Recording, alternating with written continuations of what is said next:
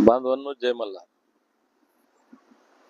राज्यभरातून सर्वच बांधव चिंतेत आहेत.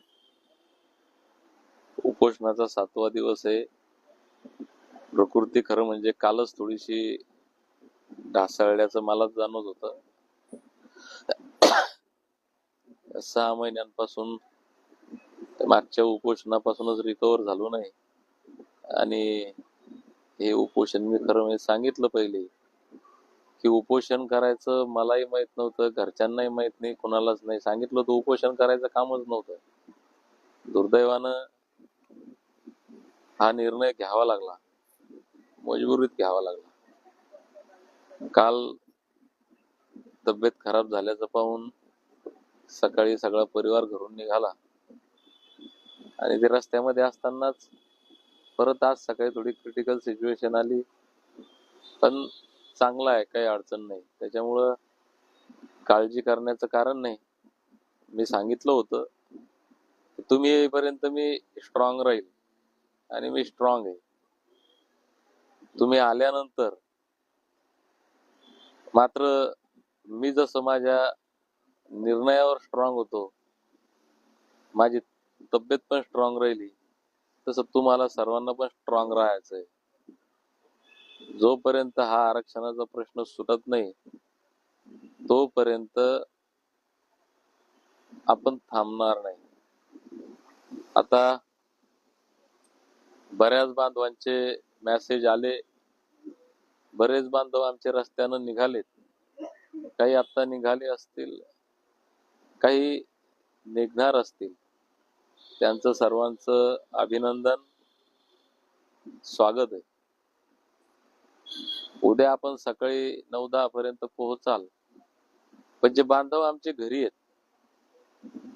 त्यांच्यासाठी माझी विनंती आहे खास करून आता की तुम्ही उद्या सकाळपासून निघण्याची तयारी करा.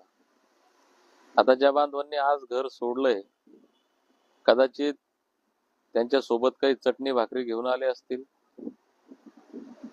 काहींनी आणली नसेल. आम्ही आमच्या पद्धतीनं काय त्यांना खायला प्यायला देता येईल त्याची व्यवस्था करतोय. तरी पण उर्वरित बांधवांनी उद्या सकाळी जे घरी आहेत त्यांनी निघायचंय. कारण उद्या समजा संध्याकाळपर्यंत हा आरक्षण अंमलबजावणीचा प्रश्न सुटला, तुम्ही इथं पोहोचले तर आनंद साजरा करू सगळे मिळून. आणि नाही सुटला तर तुम्ही सुद्धा या ठिकाणी तुमची ताकद या लढाईमध्ये गरजेची आहे. आणि हाच क्रम आपण सातत्यानं ठेवू. जे उद्या आले नाहीत त्यांनी पुन्हा उद्या रात्री निघायचं. तुम्ही म्हणाले किती दिवस? जोपर्यंत फडणवीस साहेब त्यांनी दिलेला शब्द पाळत नाही, जोपर्यंत आमच्या घटनादत्त अधिकाराची अंमलबजावणी होत नाही तोपर्यंत, किंवा जोपर्यंत माझा श्वास चालतो तोपर्यंत सगळ्यांनी मुंबईला यायचं. मग परत जाताना इथून एसटीच्या आरक्षणाच्या अंमलबजावणीचा निर्णय घेऊन जायचा, नाहीतर माझी बॉडी परत घेऊन जायची. घरी राहायचं नाही कोणा. टप्प्याटप्प्यानं दररोज गावातले आज 10 लोक रात्री निघाले असतील, 10 लोकांनी सकाळी निघावं उद्या, परत 10 लोकांनी उद्या संध्याकाळी निघावं, परत राहिले तर परवा सकाळी 10-20 लोकांनी निघावं. असा हा सातत्यानं क्रम आपण सुरू ठेवू. आमच्या एसटी आरक्षण अंमलबजावणी होईपर्यंत सगळ्या लोकांनी मुंबईकडे यायचं. आणि जर नाहीच ऐकलं या 2-3 दिवसात सरकार, आपले मेंढर कोकर जे काय आपलं तिकडं सोडून आल्यापेक्षा ते सगळं घेऊन इकडे यायचं. पाहू काय होईल ते पुढं. पण घरी कोणी राहू नका. काठावर बसून मजा पाहिल्यानं आणि दुसरे करतात असं होणार नाही. ती एक गोष्ट छोटीशी मला आठवली, कारण 16 तारखेला ते आमच्या सोबत घडली. आता याच्यामध्ये निसर्गाची अवकृपा होती. प्रत्येकानं कुणाला लग्नाला महत्व दिलं, कुणी लेकराच्या पेपराला महत्व दिलं, कुणी आपल्या गव्हाला महत्व दिलं, कुणी ज्वारीला महत्व दिलं. हे सगळं महत्वाचं आहे बाबांनो, तुमच्यासाठी हरकत नाही.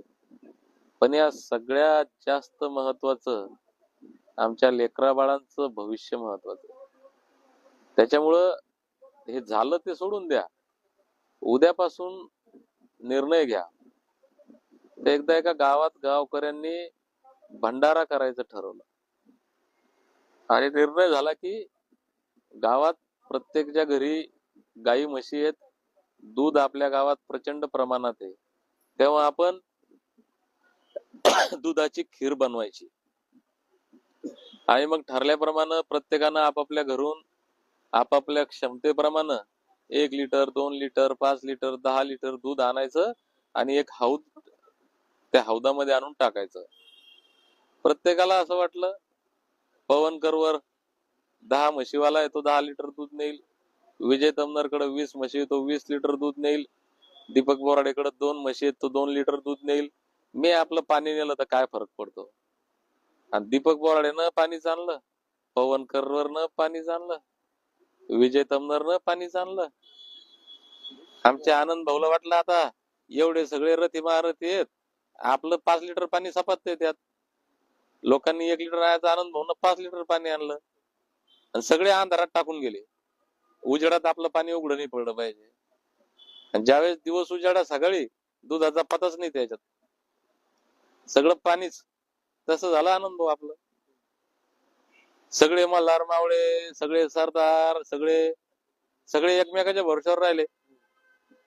त्याच्यामुळं बाबा हो, या खिरीचं पाणी झालं.